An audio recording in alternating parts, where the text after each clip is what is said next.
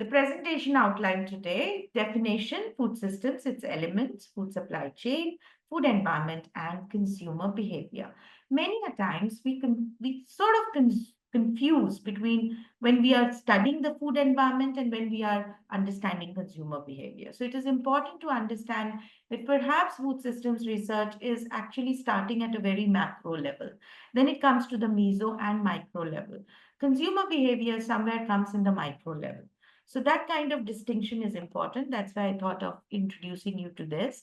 Then types of food systems and their transformation, food system and nutrition transition, especially in the low and middle income country context. So what is food system? I can read it, but to understand it better, by food system, we mean it has all the elements that includes people, that includes inputs, that also includes the environment and processes and infrastructures and institutions. These are the elements. And it has activities that relate to production, processing, distribution, preparation, consumption, and disposal of food. So many a times by definition of food systems, we start with the process from farm to fork. But there is a lot more to farm to fork, wherein the drivers come into play. And finally, the outcomes of these activities, including nutritional, food security, but also socioeconomic and environmental outcome. And that is where we are talking about a sustainable food system. We are not only concerned with bringing food to the plate of people or make them nutritionally secure or food secure, but we also want to do it in a sustainable manner so that apart from looking after the human health and giving them best of nutrition, we are also equally concerned about the planetary health, or in other words, we are concerned about producing enough for the humans to sustain in this planet for nth number of time, a number of years. Okay, so now if we want to read it up, it is a food system gathers all elements, including environment, people, inputs, processes, infrastructures, institutions, etc., and activities that relate to the production, processing, distribution, preparation, consumption, and disposal of food, and the outcomes of these activities, including nutritional and food security outcomes, but also socioeconomic and environmental outcomes. So, economic sustainability, socio cultural sustainability, and environmental sustainability and outcomes are also integral part of systems. Food systems, again, going by the definition, systems are complex entities that affect diets, human health, and other outcomes like economic growth, natural resources, environmental sustainability, and socio-cultural factors. So it's a complex entity, and the outcome is, of course, focused on the diets that come to the plate of the people and their health, but also other outcomes like economic growth. Food industry, it's booming. Food processing industry, how we are making food available to us for a longer period of time. These are related to industry, the economic part of it. Like we are making food industry a profitable industry, you know, and that is where the economic part comes into play. But at the same time, we want to make our food system cost effective. And there also the economic component comes into play. Of course, we get our food from natural resources. In fact, in my next slide, we are going to talk about how food systems is stressing the natural resources, and the climate change is, on the other hand, leading to changes in the food supply. So it is a bidirectional relation, and that is where we are going to talk about the environmental resilience of food systems. And of course, the socio-cultural factor. We eat because several factors dictate the way we should eat, how we should eat, what we should eat. So socio-cultural factors become very important when we are discussing and talking about food systems. Food systems contribute to and are vulnerable to ongoing climate and environmental changes that threaten their sustainability.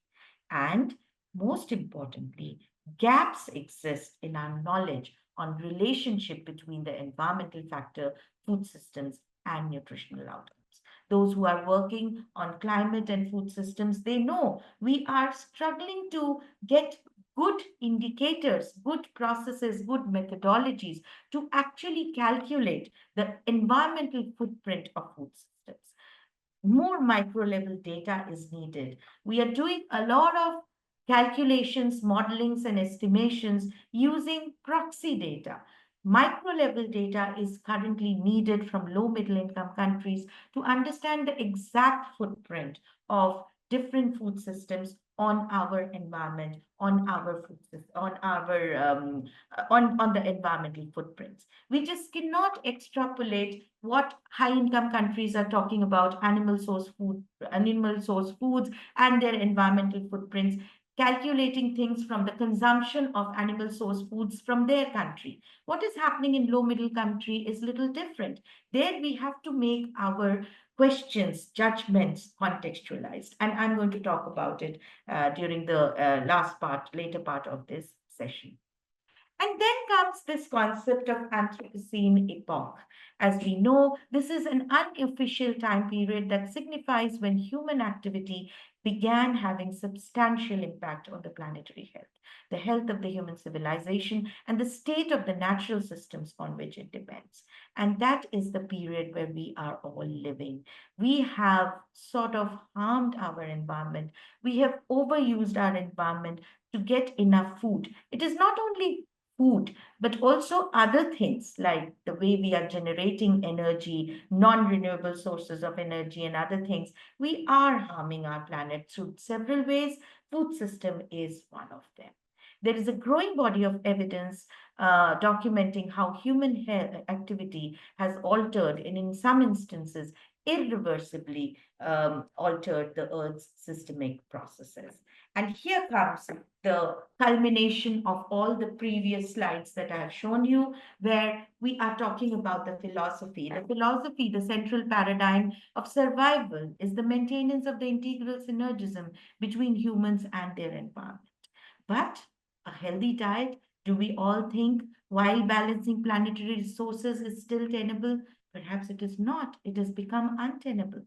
In the last 200,000 years of human existence, we are no more in synchronization with our planet and nature.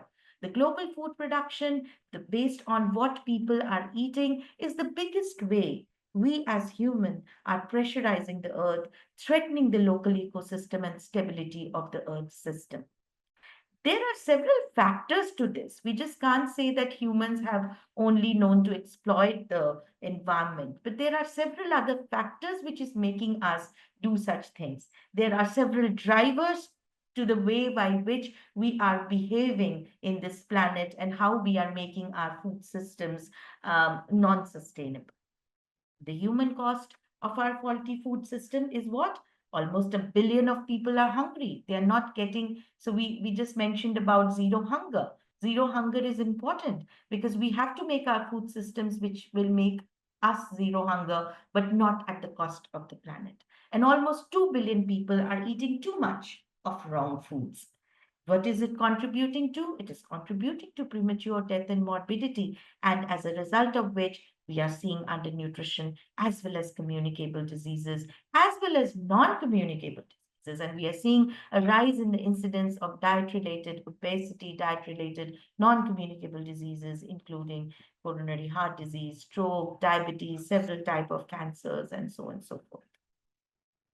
And and if we want to study food systems, is it complicated? Well, it is. What does this figure show us? This is how the global food systems look. It is indeed quite complicated. Actually, we can't even read all the fine prints which are there. But just to have an idea, this is what, when we visualize global food system, we are visualizing this, where we have somewhere we have our farmers who are producing the food. The farmers are affected by several factors. several factors in the sense socioeconomic factors, inputs, availability of water. Availability of water is dictated by several other things apart from environment, but also the subsidies they are getting and all. Then they are producing food, and food is affected by several other factors, constraints like transportation, regulation, funding, political governance, and things like that. Then the food is finally coming to our plate, but there are several things which are happening which are making the food safe for us and maybe unsafe for us because of several industrial processing that is happening. Some processing are making the food safe and healthy and hygienic, whereas some kind of processing are adding certain ingredients which in the long run can be detrimental to our health.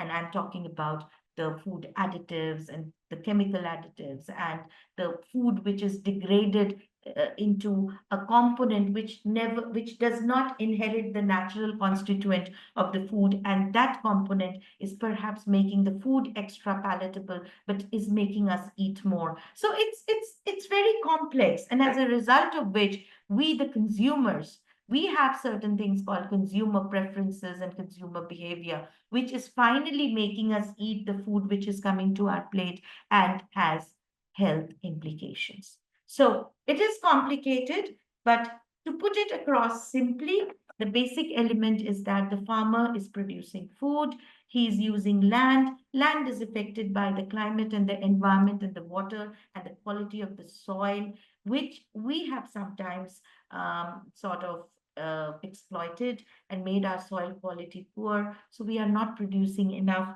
We are producing monotonous diets. We are producing enough of only certain kinds of food, which is bringing a food to our plate, which could be monotonous. And then the food is getting processed by the food industry for better perishability, wonderful, for ultra processing, which is perhaps not so good. And there are several other intervening factors like water, energy, money, economic and geographical factors, political factors, governance factors. And finally, it is leading to a consumer who's consuming the food, which is again dictated by his desirability, his socio-cultural influence, his affordability, or in other words, the food environment. We are going to talk about all these processes and elements in detail. So let us see by the way we are eating right now, what is the implication? What we are seeing is the health implications of the current food systems and the food practices that we have, which is dictated by the food systems, is that more countries are off track than on track for most of the 7 global nutrition targets, in which we are seeing high levels of low birth weight, and we are off track. Several countries are off track to reach their global target for low birth weight, not having low birth weight infants.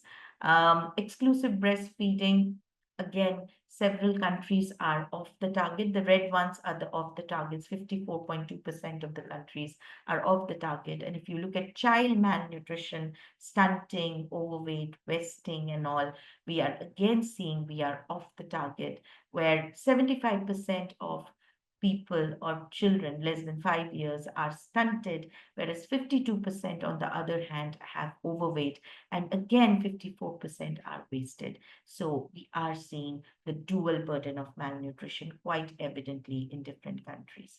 Looking at micronutrient deficiency, anemia, the problem is not hidden, and we are seeing that this kind of hidden hunger is so explicitly seen in several countries. And of course, obesity, global, the syndemic that we talk about, the obesity, the environment change, and the coexistence of all these is making things much more complicated. So, what is the future for foods? Well, the future for foods is that the challenges facing food systems that we are seeing in the 21st century is due to the issues around sustainability, resilience, adaptive capacity, changes posed by food insecurity, and modern diets to human health and well-being. The planet's food system is stressed with the impact of climate change, energy, water shortage, etc. And all these obligate scientific community to proactively seek new breakthroughs in food and nutrition solutions for future global food sustainability and security. And this is where we are aiming to understand through this course of how we can do this kind of a course correction in a way, through whatever way we can contribute as researchers, as policymakers, as program people. And we need to find out innovative solutions in the whole food supply chain, which inclusive of food choices, dietary patterns, to make significant improvement in food supply, nutritional, and health status. I'll stop here for a second and maybe stop sharing the screen and ask, are we on the same platform? Are we understanding what we are discussing right now? Is it something that is unclear to you, or you want me to discuss something more about this? Anyone? Vidya. Okay, thank you so much, Dr. Suparna. Actually, I'm really interested with your slide regarding global food system maps. As we can see in the slide, that every single thing that we choose, for example, if we choose um, uh, for example, production food with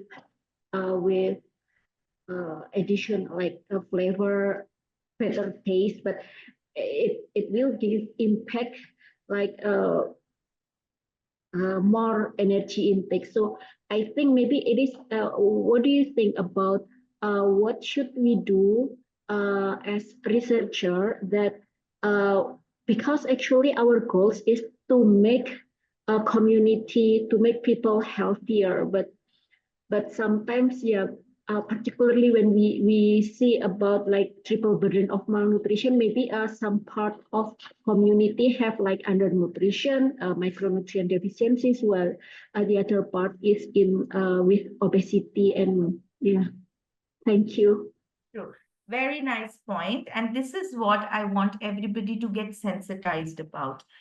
Certain things are essential, like processing. We cannot condemn food processing. Food processing is critical. Then only we will make perishable foods available to people all the year round. But as food nutrition people and as public health people, we need to talk to the food scientists and make them sensitive towards public health and ask them to develop solutions which are health sensitive also. We just can't think about profits and novel foods in the name of novel foods, create foods which have health impacts in the long run. So, novel foods, making better packaging available, retaining the natural qualities of food is also food science, right? So, as nutrition scientists, as public health workers, public health specialists, there is a need to have cross sectorality if we want to address the problems related to foods and their implication on health. And food systems is at the interaction of both. It is talking about economic sustainability also.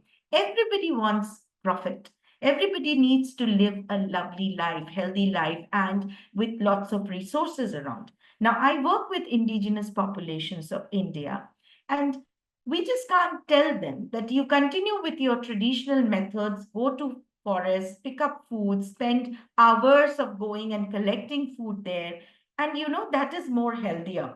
Well, that is healthier. But the rest of the world is developing. We can't say that you have to stop developing and continue with your traditional ways.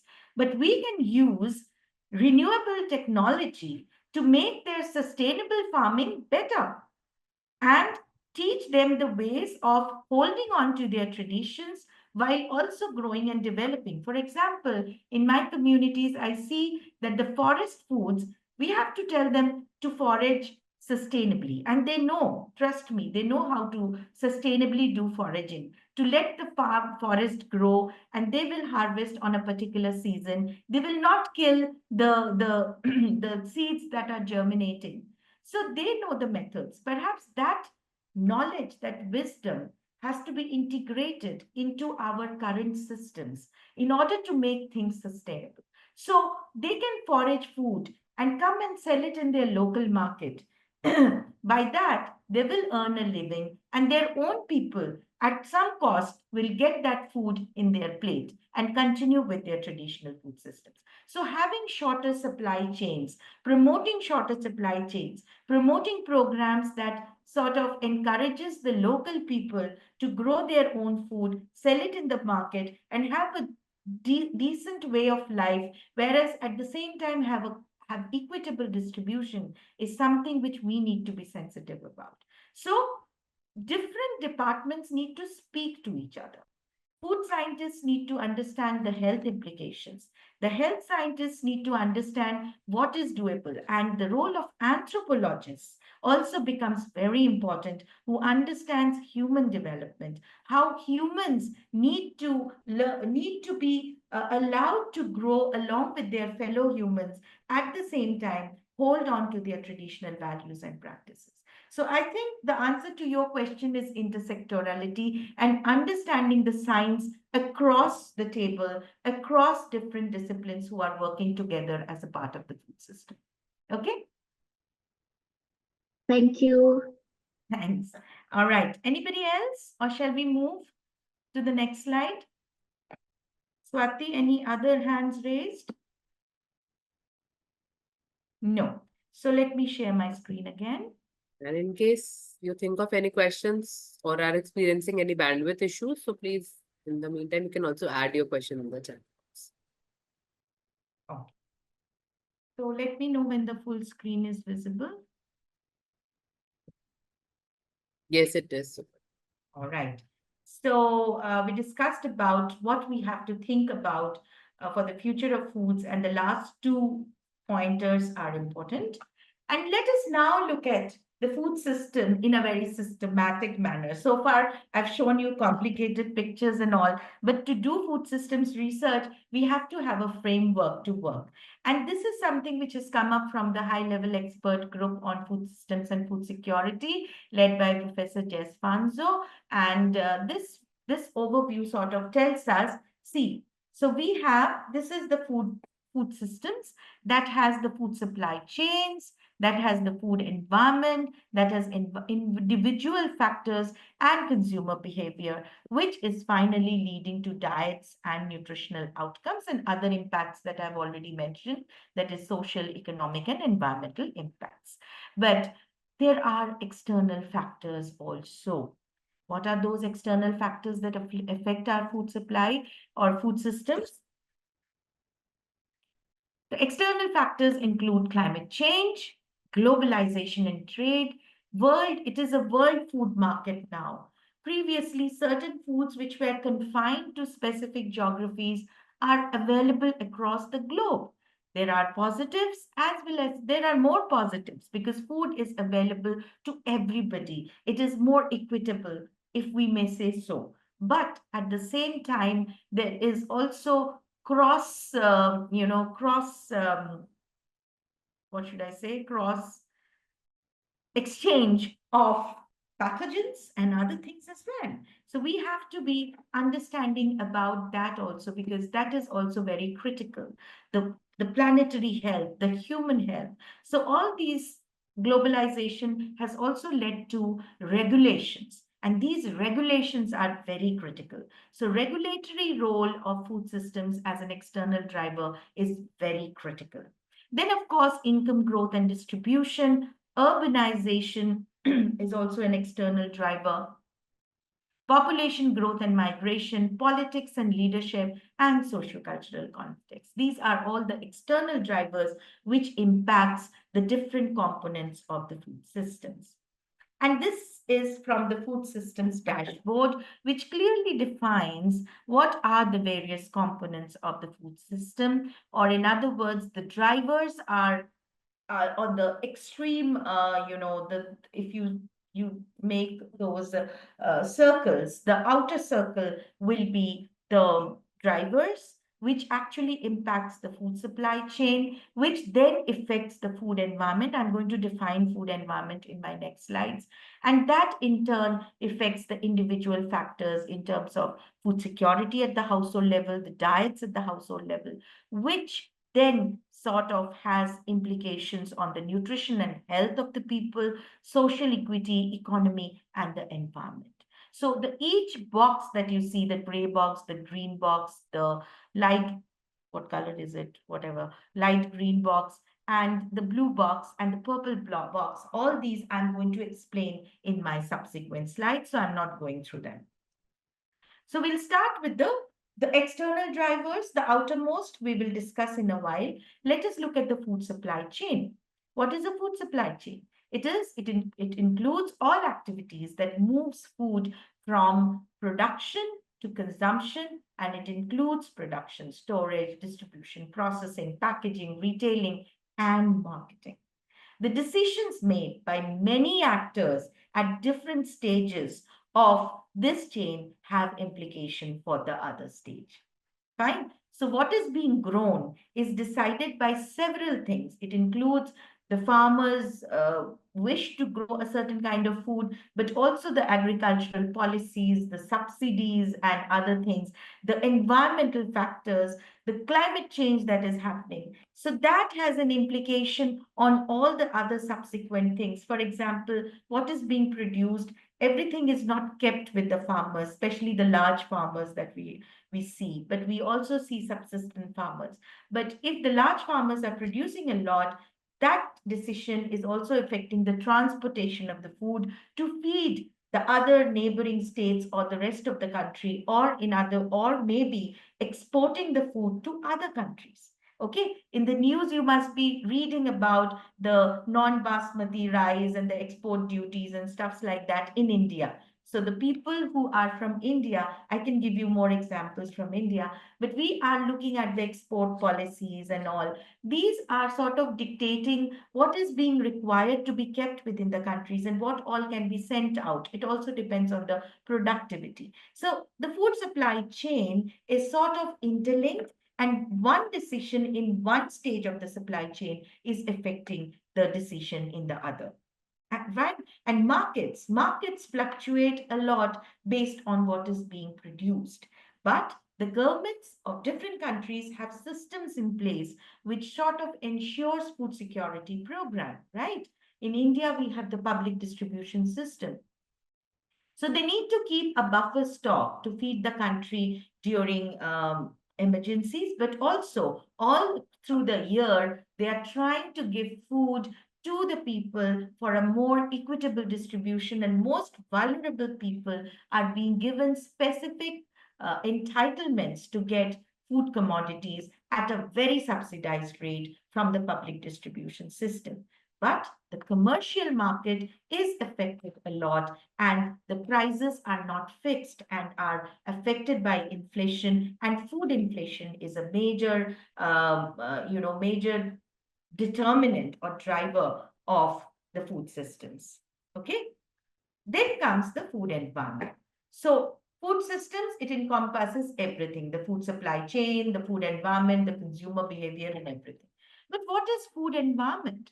The food environment refers, or if you see this picture, the food systems is producing food, but the food environment is making people procure those foods, and leads to acquisition of food, consumption, and leading to health and nutritional impact. So what is food environment? Food environment refers to the physical, economic, political, and socio-cultural context in which consumers engage with the food system to acquire, prepare, and consume food. So food environment is something which is related to humans interacting with their food system.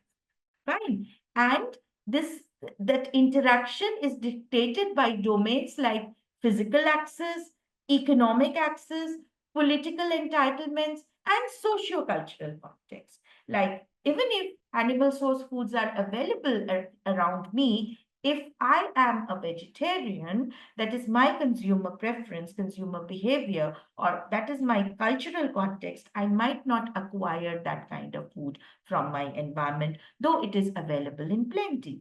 So the food environment sort of dictates what is available and accessible, whereas the consumer behavior finally translates that enabling environment into actual consumption. So, food environment actually refers to all these factors, the physical, economic, political, and socio-cultural context in which consumers engage with their food systems to acquire, prepare, and consume food. The food environment consists of food entry points. So, what are those food entry points? That is the physical spaces where food is obtained. The built environment that allows consumers to access these spaces, like you have a bus to go and fetch your food, or you can simply walk if you have an accessible road to go and fetch your food. Personal determinants of food choices, like what income do I have, how do I perceive a balanced diet, how do I perceive a healthy diet, how do I perceive that how much of money I need to spend on food and in what kind of food I purchase, and the political, social, and cultural norms that underlie these interactions. And one point which is missing in this para is the wild and the cultivated food environment. So the food access points that we are talking about are not only the built food access point, like the markets or the government programs or a shop or a vendor, but also food that we procure from our natural food environment. Like a subsistence farmer is producing his own rice, he's producing his own vegetables in the backyard, or an indigenous community still going to the wild to access food from there, or we are accessing food from the open access sources like a mango tree in my village, or a common area in the village where there are some weeds which are growing, and I go, and weeds means edible wild leafy vegetables which I go and access and consume. So the food environment consists of food access points, as you can see here, the third circle, wild, built, and cultivated food environment. And then there are individual factors, and there are several factors which influence the food environment. And of course, we have the wider ecosystem which dictates what is available to us. So this figure says there is a food system, there is this food environment, and there is this acquisition. But within the food environment also, we have something which is called the external food environment, and the second is called the perceived food environment. The personal food environment term is gradually being changed to perceived food environment. And you might ask, the factors look more or less the same: availability, accessibility, prices, affordability. But external food environment means what is available, the objective indicators of food environment. Is the market there? What is the market selling? Is farm land around available? Is land available around for the farmer to grow his food? How is the price of the food, that it is become affordable or non-affordable? The convenience characteristics of the food items that are being sold in the food market, and the desirability means the quality of the food that is being sold in the food market. So the external domains are: you go out, you look up the markets, you do a walk around the community and see what does the food environment comprise of. And then these are the different domains which the scientists working in food environment have developed. For low middle income countries, we can define these in a different manner, or in a better manner, in a more contextualized manner. The prices, for example, for external food environment, why should we always talk about monetary price? In low and middle income countries, there is an opportunity cost. You have a forest, but you have to walk for 2 kilometers, spend 2 hours a day. There is a cost to it. That cost is not visible, but that is opportunity cost that we are talking about, which is a component of the external food environment. Convenience. Convenience means some people want things to be like everybody's working, women are working. So convenience is an important external food environment factor, like a packaged milk, which doesn't need boiling, for example. as compared to a fresh milk, which has risk of salmonella infection or any other infection, and we tend to boil it. A well-packaged, heat-treated milk might not need boiling. So people might go and select a convenience food if it is at a lower price, has lower perishability, and they would prefer to spend money in that so that the milk doesn't get spoiled. So that is an important characteristic of external food environment. And lastly, the quality. Again, I eat this food. For example, I go to a particular market because I know that fish is of optimal quality there. So the external domain of quality becomes important. Now, let us see what is perceived food environment. Perceived food environment is what the person who is accessing the food environment is feeling about his food environment. Is he saying that the food is accessible to him? Accessibility, that is geographical distance, how much he's traveling to get the food. Affordability, is the food expensive? Can I afford this food? Had this food been cheap, I would have accessed it. I know fruits are healthy, but they are expensive. So I'm not able to afford it. So that is a perception, perceived food environment. Convenience again has a perception role also. Like people might uh, select foods which are easy to prepare, easy to serve, carry for work, and things like that. And of course, desirability. Like, what does my culture say? That mangoes eaten in a particular season is good. So I will buy mango only when it is in season, and I won't buy mango which is coming from a cold storage. So that becomes desirability. So is the distinction clear to everyone? Because they are not very separate. One is my perception as a consumer. Another one is the physical or the objective domain of food environment that is available around me. Okay, if there are no raised hands, I can move. Akansha, Swati? Currently, there is nothing. None. Okay. So anyway, you can post your questions. So then what we did as researchers, and of course the high income country researchers, they came, they worked with us, and they realized that we just can't talk about built food environment. There is a natural food environment also, and that includes the wild and cultivate wild food environment, which includes forests, jungles, open pastures, natural lakes and stuffs.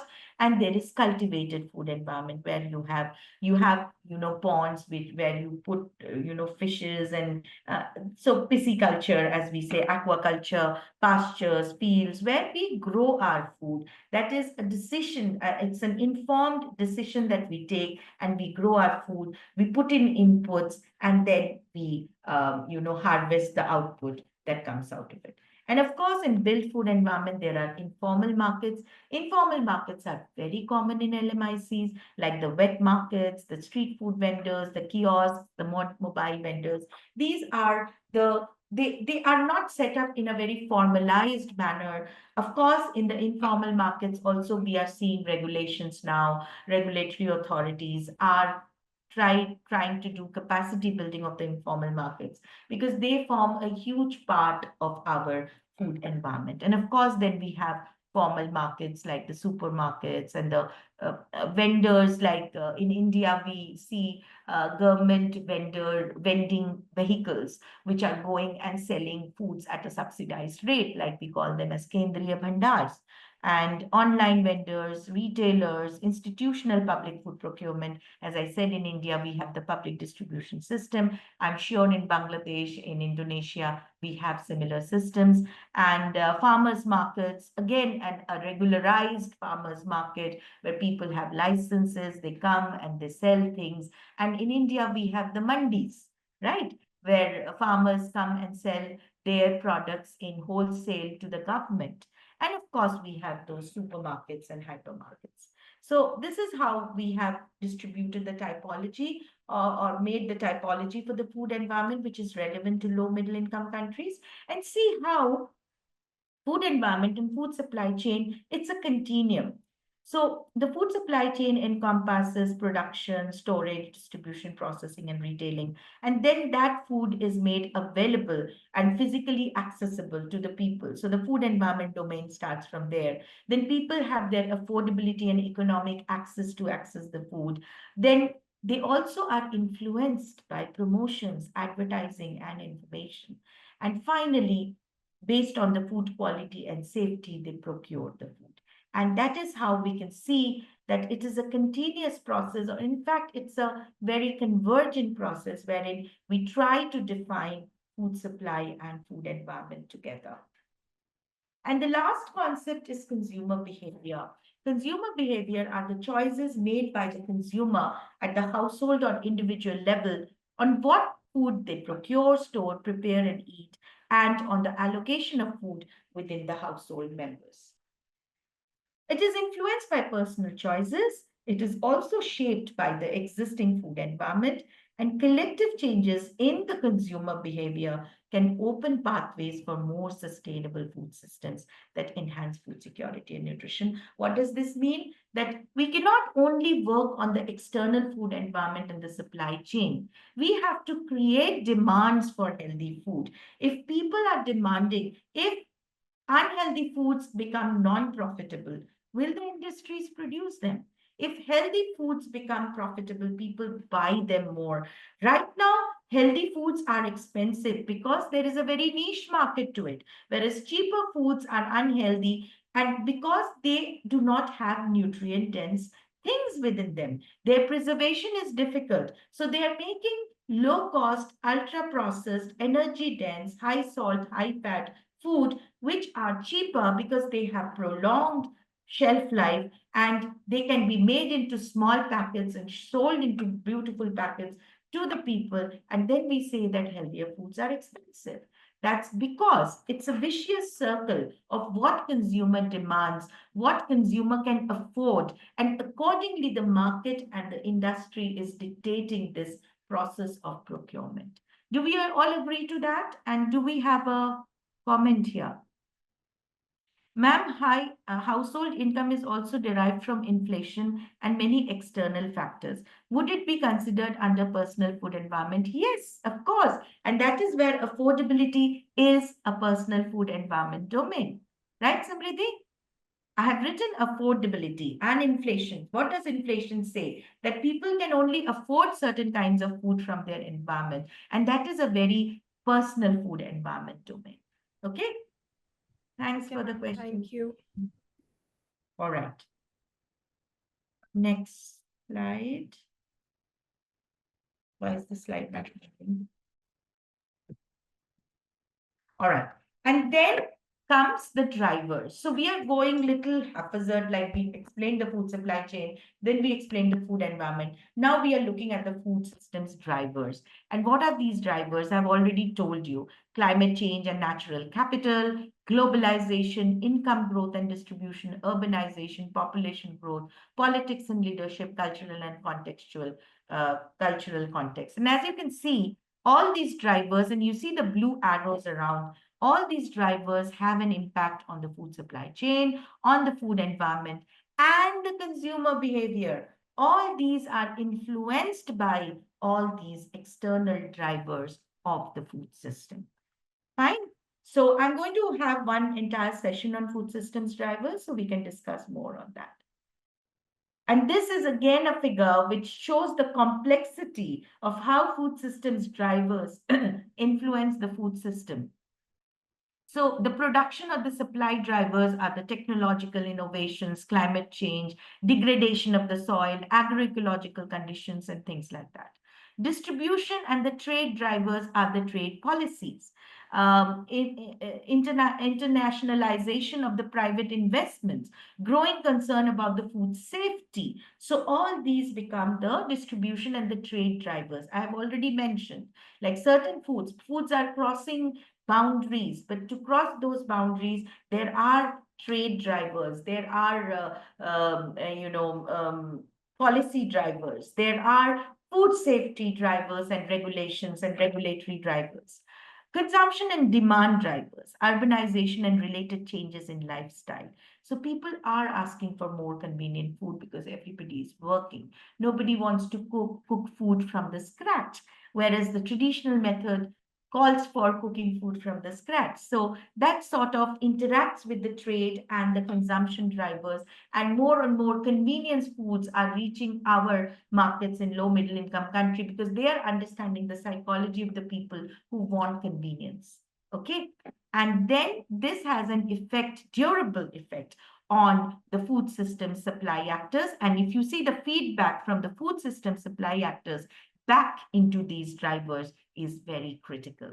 And all these have impact and influence on outcomes. Again, going back to the outcomes, it is not only nutrition and health, but also economic, which is efficient, cost effective outcomes, social, which is more equitable and inclusive, and environmental outcomes like the soil erosion and etc. And there are trade-offs and synergies around this. We will understand more about this figure when we have one entire lecture dedicated to drivers. Then we move on to food systems typology. So we have three, like again, these are all uh, classifications made by food systems researchers, and they have sort of classified food systems into traditional food systems, mixed food systems, and modern food systems. And if we look at these food systems and their food supply chain, we see that traditional food systems are mainly producing foods by the smallholder farmers in the area, and the most of the foods are available within the shorter supply chain, whereas mixed food system has both smallholder farmers and larger farmers. There is a greater access to food outside the typical season. So the seasonality component goes when we are getting food from outside also. And of course, the modern food system is a wide array of foods produced at farms, ranging from small to industrial in size. Production is global, so foods are available anywhere and at any time. At least in India, I will say people who the researchers and the students who are from India, we know that when as long back we would eat certain vegetables in certain seasons, but now vegetables are available all the year round. That is because better post-harvest technologies and things. Okay, so you can read this slide and how the traditional food system is different from the modern and the mixed food system. And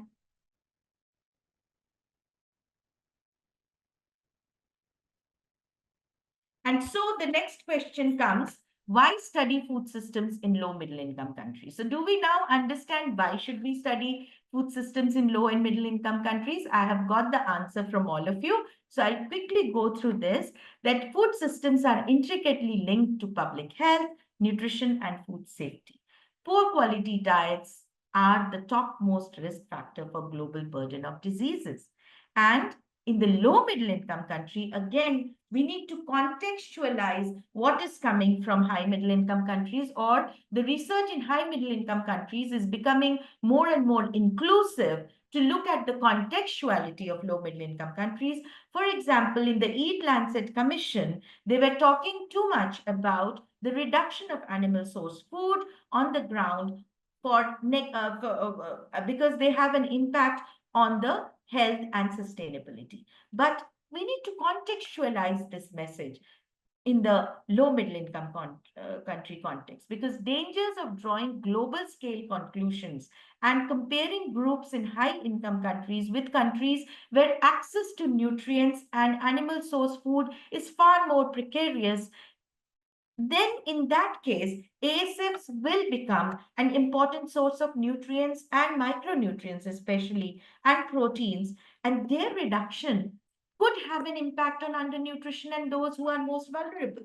So, some of our government programs are promoting eggs, for example, as a part of the public food procurement programs or school meal programs and all. If you look at it from a single lens of animal source food and its environmental impact, we are not looking at the equity aspect. A child is getting 3 eggs a day from the government food program. At home, he is getting 0 eggs a day, as compared to a consumption of animal source food by a child in a high income country, wherein at home he is already getting meat and other things, and his animal source food is already high. Reducing it is important because that has an environmental impact as well as health impact. But we have to contextualize things and make the distribution of food more equitable and look at it from the lens of equity. You got my point. That's why I have put these things from a very important paper, the reference is right there, where they have looked at different frameworks of food systems in low middle income countries. Okay. And also food systems and food safety. Now, in the low middle income country context, as I said, informal food systems are very critical. But while we are focusing on informal food systems, we have to make them more healthier. We have to make efforts to look at them rather than looking at the supermarkets and other markets where advocacy, policy advocacy can work. But more work is needed to work with the informal food systems because these link to formal sector for food security. The trade-offs happen between economic efficiencies and food safety. Now, they are cheaper. A person who has to cook at home while he is doing daily wage laboring is difficult. But at 20 rupees, Indian rupees, he can afford a lunch. But that lunch is not safe. So he is food secured, but at the cost of food safety. What can we do? We have to make these programs more healthier, safer, and sustainable by roping in the informal food sector by doing their trainings. Efforts to improve food safety are hampered by what? Inadequate capacities, lack of policy coherence, inadequate investments, fragmented food quality control systems, there's a spelling mistake, weak foodborne disease surveillances, and regulatory enforcement. So we have to focus. We can adopt international regulations and all when we are catering to the international markets as well as Indian markets through different food, what should I say, food access points. But we have to also have trainings and other things happening for the informal food sector, understanding that that way we are generating livelihood for the people. At the same time, they are catering to a huge section of the population, but at the cost of food safety and others. So somewhere food systems and food safety becomes very important, and food systems research in the using a lens of food safety becomes very critical. And the last slide is about the nutrition transition that is happening in low middle income countries, which is making food systems research more useful for us. We know about these nutrition transition patterns given by Barry Popkin. These are not prescriptive, these are just indicative that this is how transitions happen. We need to learn from them. And we know that the pattern one was when people were collecting food and uh, they were lean, robust, they were working more, but then came the monoculture of cereal dominant diets wherein famine set in and nutritional deficiency was higher. Then we moved to receding famine, pattern 3, and then pattern 4, which we are seeing in most of the low middle income countries, where we are seeing the dual burden of malnutrition, where we are still struggling with maternal and child health deficiencies, while the obesity, diabetes, and other non-communicable diseases are emerging, and we are contributing a lot to the global figures for these disease prevalences. And then comes pattern 5, where behavioral change happen. We shift from ultra-processed food to back again to healthier foods. We follow healthier lifestyles, and there is reduced body fat and things like that. But many low middle income countries, including India, are rapidly moving from transition pattern 3 to 4, that is end of famine. But it is not inevitable that from 3 to 4, we have to go. We can bypass and leapfrog that and get into the healthier pattern if we are cognizant enough to understand that we may not repeat this cycle which has happened in high income countries. And for that reason, food systems research becomes very important, that we are able to sustainably produce diverse diets for our country. We make our markets healthy. We make people realize what is healthy for them. And all this should happen and follow the principles of economies at scale, wherein we make all these things affordable and sellable and understandable by the policymakers to make food systems better. So the transitioning food systems are the traditional food systems where the receding famine happened. The mixed food system is what we are now living in, and the modern food system will should try to make the diet diverse by access to more fruits and vegetables and things like that. And this slide you all can read. This is at a macro level how policies were different in the traditional food system versus in transition in food systems, how the policies changed. Like in traditional, it was let us make enough food available for people. Transitioning, the renewed focus on micronutrients and provide making the food baskets more nutritious and safe. And then the modernizing food system, where policies focus on food systems transition, food quality, safety, etc., low share of agriculture. This is the modernizing food system. It's not necessary that we have to go to that extent, but this is how the policy at the macro level transition has happened. So increasing vulnerability to nutrition transition in LMICs, we all know it's a complex of coexistence of multiple layers, multiple patterns within the country or region where the transition is faster amongst vulnerable communities. So if we are working in food systems research and we are working in rural areas of our countries, we have seen that how these cheaper sources of ultra processed food are infiltrating in these markets with aggressive marketing because of the for the economic gains and all. And people are also migrating and their dietary patterns are also changing, and all these packaged foods are becoming aspirational for the people who are living with limited resources.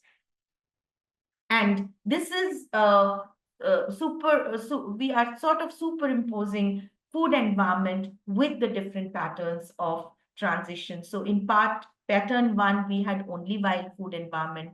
Pattern two had both wild and cultivated food environment. In pattern three, we had our markets, especially informal markets. Pattern four is totally dependent on markets. Pattern five is just formal markets. But we are dreaming of a pattern six, wherein we have a nice mix of cultivated, formal, and a trained informal food market. Wherein, so the formal market becomes informal, turns into a formal when there are regulations and all. So let us dream for that and have a nice mix of natural as well as formal food market. Transitioning food systems in India. These are some slides and pictures I wanted to show you. We are having surplus productions, but of specific grains, and we are exporting. But we have shifted to modern methods of agriculture, whereas we need to mainstream this modern method of agriculture to diversify our food systems. We are seeing modern food retail industry growing exponentially, and larger market chains are opening and replacing the small convenience stores. These are facts. We are seeing that happening. And that has led to an exponential increase in the UPF sales. If you see this figure, wherein we are seeing the compounding annual growth of in India, look at the bubble size for India, and it is more than 8% increase in the industrially processed food in the global food supplies. And this increasing trend is really high for our country in India. And with this, I think I've also, yeah, it's just 11:31. I had to rush through some of the last slides, but you're most welcome to post questions. And these were just to sensitize you. I have sensitized you, and now I want questions from you till 8th of October in the discussion board, wherein you enlighten us with your queries and questions. And if you want anything to tell us about what is happening in your country in the context of the presentation that I have made now, you're most welcome to post it. Maybe we can take 5 more minutes because this is the first day. Akansha, is that permissible? Yes, yes, we can. Because I just saw that it's already 11:32. Yeah, We've yeah. finished the class timing, but if you have any queries, any comments, please raise your hand and speak up. Yes, sure. I'll share the link here as well. Yes, It is please. also in the note for participants document that has been shared with you on email, but I will share it here as well. Just give me a moment. Mustafa wants Hi, to. this has been a wonderful presentation. Really liked it. And one thing I'm just thinking about what happening in Bangladesh is quite similar. Although India is, several footsteps ahead of Bangladesh in terms of the, urbanization or modernization. But what is in our problem? I do research in the urban resource poor settings, in the slums areas. It has a different, it's like a different culture, different food system. And there is you have mentioned about the aggressive marketing. It's like you will see a lot of colorful potato chips and everywhere, and that all are empty calories. And there is another thing that is very alarming from Bangladesh is that there is the food is has been, there is a tempering of the foods, Yeah, the and adulteration. also the the sometimes they use the in the fruit market they used to do, but now it's lower. It's like using formalin in the Yeah, for preserving the food. yeah. And that's all. Thank you. Yeah, yeah, totally agree, Mustafa, Dr. Mustafa, that the food adulteration is a big challenge, and that's the reason why we have to look at food systems research from a very low middle income country lens and develop our methodologies to explore the peculiar challenges, the typical challenges that we face while doing our food systems, understanding our food systems, the processes and all. And these are like, we are talking about food adulteration, pesticides, and all. And look, this is a life threatening thing of adding formaldehyde to preserve food. So, this is the challenge which we are facing. So, we have to be contextual when we are looking at our local food markets, and we develop our conceptual frameworks to study these food systems and adapt the tools and processes. I'm going to share a food environment toolbox, which I have developed with my collaborator, who is the PI from US, Shauna, who will be taking your lectures also. And we will be showing the food environment toolbox. But those tools need to be further adapted and made into, country specific tools to actually assess the food environment effectively. Yeah. Thank you for your comment. Yes, Rehnuma. Yeah, thank you. Nice slides and excellent delivery.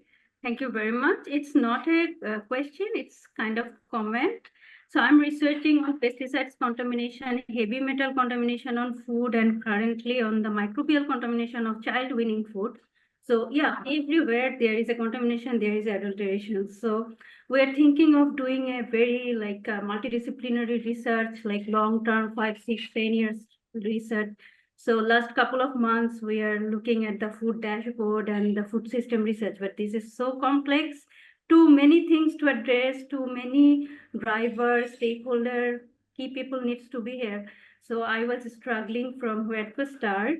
So today's slide were, yeah, just overview, but I think it will help to move forward and help me to identify my starting point, where to address food system issues in low middle income country. Thank you. Wonderful. As we go along, you will be interacting with people who will be able to give you, suggestions on which tool to use also. So start reading up, and some of the references are good, which will give you a starting, as you said, the starting point, but you need to have a framework to start and have your research question clear. And then you can connect the research question to the food systems component and the drivers. So something like that, based on your specific research question, now you start to formulate your, theory of change or something like that. And we are here to support you. Yeah. Okay. Great. Anyone else? If not, we will close. Ilmia, you want to say something? No. Okay, great. All right. So thank you so much, everyone, for this session. And it doesn't end here. It's just the beginning. We have a discussion board, and I would love to see an active discussion board wherein all of us share our queries, our experience, and take this discussion forward. Let's keep it very iterative, and we'll meet again on the 8th of October. Thank you, everyone.